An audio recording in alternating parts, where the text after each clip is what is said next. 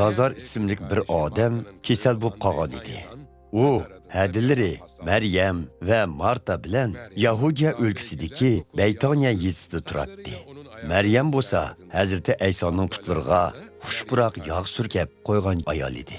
Lazarning hadilari Hazrati Aysoga: "Hey Rabbimiz, siz yaxshi ko'radigan do'stingiz kasal bo'lib qoldi" deb xabar berishdi. Hazrati Ayso buni anglab, bu kasallik Lazarning o'limi bilan oyoqlashmaydi. Aksicha, bu orqali Xudoning o'g'lining ulug'ligi ayon bo'lib, xaloyiq Xudoga madhiya o'qiydi, dedi. Hazrati Ayso Marta, Maryam va Lazarni bak yaxshi ko'radi. Gerçi u Lazarning kasal ekanligini anglagan bo'lsa-mu, o'zi turayotgan yerda yana 2 kun turdi. Ondan keyin shogirdlarga Yahudiyaga qaytib borayli, dedi. Shogirdlari uningga: "Ustoz, yaqindala u yerdagi xalqlar sizni chalma kesak qilmoqchi bo'lgan tursa, yana u yerga qaytib boramsiz?" deyishdi. Hazrati Ayso mundaq dedi: "Kunduz 12 soat emasmi? Kunduzi yo'l mangan yiqilmas. Çünkü o bu dünyanın yorğunu körüdü. Lekin keçisi yol mangan yıkılar. Çünkü onun da yoruqluq yoxdur." Hazreti Ayso bu sözlerini qılgandan keyin dostumuz Lazar uxlab qaldı. "Men uni o'yg'atqili boraman" deb qo'shib qo'ydi. Shogirdlar: "Uxlagan bo'lsa, yaxshi bo'lib qoladi" dedi. Ular odatdagi uyquni davatidi deb o'ylashdi. Shuning bilan Hazrati Ayso ularga o'chig'ini aytib, "Lazar olamdan o'tdi. Bu sizlarning e'tiqodinglarning kuchaytilishi uchun yana bir fursat yoritib berdi.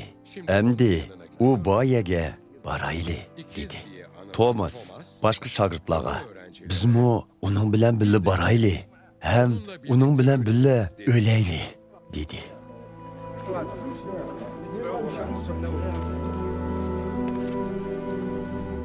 Hazreti Ayso shogirdlari bilan Baytoniyaga borganda, Lazarning yerlikka qo'yilganiga 4 kun bo'lganligidan xabar topdi. Baytoniya Yerusalimdan 3 chaqirim yiroqlikda edi. Marta Hazreti Aysoning kelayotganligidan xabar tepib, uning oldiga chiqdi. Maryam bo'lsa uyda qoldi. "Ey Rabbim", dedi Marta Hazreti Aysoga, "bu yerda bo'lgan bo'lsangiz, inim o'lmas edi. Ilmo Xudodan nima tilsangiz, uning sizga shuni berdiganligini bilaman. Iningiz tiriladi", dedi Hazreti Ayso. Marta: "Qiyomat kuni uning jazman tirildiganligini bilaman", dedi. "İnsanlarni o'limdan tirildirguvchi ve hayatlık bergüçi özümdürmen", dedi Hazreti Ayso onunğa. "Manga itiqad qilgan kishi o'lsimu yana hayat boludu. Manga itiqad qilib, manguluk hayatga erishganlar asla o'lmaydi. Bununğa ishinamsiz?" "Ishinaman, Rabbim", dedi Marta. "Sizning insonlar orasiga kelishga tayinlangan qutqizg'uvchi Masih Xudoning o'g'li ekanligingizga ishinaman." Marta buni deb bo'lgandan keyin qaytib singlisi Maryamni ostig'ini chaqirib, "Ustozimiz kelib bo'ldi, seni chaqiryotdi", dedi. Maryam buni anglab, darhol o'rnidan turib, Hazrati Ayso bilan ko'rishgili bordi. U paytda Hazrati Ayso texi yezg'i kirmagan bo'lib, Marta oldiga chiqqan yerda edi. Xaloyiq qabristonlikqa yig'izor qilg'in mangdi deb o'ylab, Maryamning kaynidan mengishdi. Biroq Maryam Hazrati Ayso boyaga bordi va uni ko'rib, oyog'iga yiqilib, "Hey Rabbim, bu yerda bo'lgan bo'lsangiz, inim o'lmas edi", dedi. Maryamning va uning bilan birga kelgan xaloyiqning yig'izor qilishqinini ko'rgan Hazrati Ayso g'azablanib, ko'ngli qattiq azoblanishga boshladi va "Uni qayaga qo'ydinglar?" deb so'radi. "Ey Rabbimiz, kelib ko'ring", deyishdi ular. Hazrati Ayso ko'z yoshi qildi. "Xalqlar, qaranglar, u Lazarni nima degan yaxshi ko'rgan", deyishdi. Ularning ichida ba'zilari "Qarig'uning ko'zni ochgan kishi Lazarning hayotini o'limdan saqlab qala olmaydimi?" deyishdi. Hazreti İsa ishida yana g'azablanib, yerning oldiga bordi. Yerlik kirish og'zi cho'ng bir tosh bilan to'silgan o'nkir edi.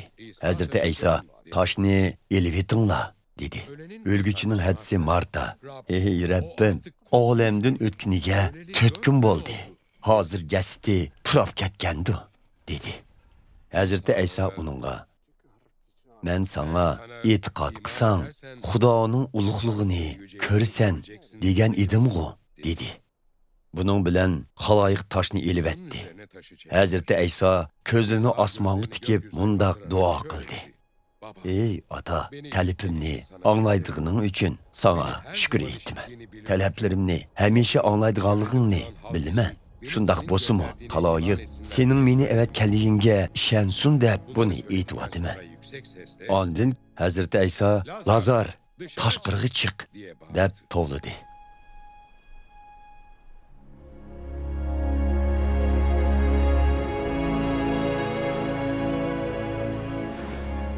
Lazar qo'l putlari kepanlangan, engi kengilgan holda tashqariga chiqdi.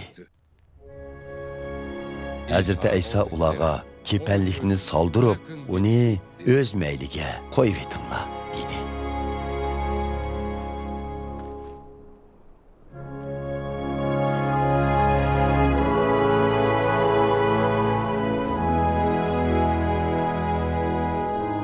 Maryamning yeniga patlab kelgan va Hazreti İsa ko'rsatgan bu mo'jizani ko'rgan nurg'un xalqlar Hazreti İsaga e'tiqod qildi.